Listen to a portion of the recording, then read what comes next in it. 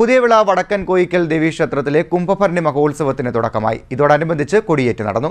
പുതിയവിള വടക്കൻ കോയിക്കൽ ദേവീക്ഷേത്രത്തിലെ കുംഭഭരണി മഹോത്സവത്തിന് തുടക്കമായി. ഇതിനോടനുബന്ധിച്ച് കൊടിയേറ്റ് നടന്നു. ശനിയാഴ്ച രാത്രി 7-നും 7:30-നും മധ്യേ തന്ത്രി പുല്ലാമഴി ദേവൻ കൃഷ്ണൻ നമ്പൂതിരിയുടെ കാർമ്മികത്വത്തിലാണ് കൊടിയേറ്റ് നടന്നത്.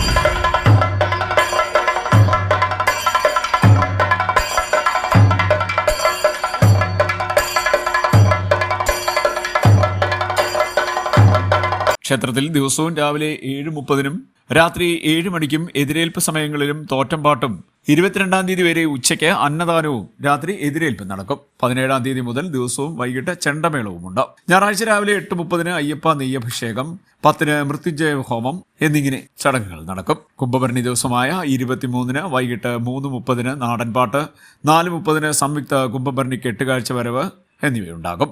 അമ്പലമുക്കിൽ നിന്നും ഘോഷയാത്ര ആരംഭിക്കും. രാത്രി 9:30-ന് ആറാട്ട്, 11-ന് കൊടിയിറക്ക്, കലശാഭിഷേകം എന്നിവയും നടക്കും. തുടർന്ന് 12-ന് പൊങ്കാല, ഗുരുതി എന്നിവയോടുകൂടി ഉത്സവ ചടങ്ങുകൾക്ക് സമാപനം കുറിക്കും. ചടങ്ങുകൾക്ക് ക്ഷേത്ര ഭരണസമിതി ഭാരവാഹികളായ S Sasidharan, P Somanathan, P Prakash എന്നിവർ നേതൃത്വം നൽകുന്നു. CDZ news, Kayamkulam.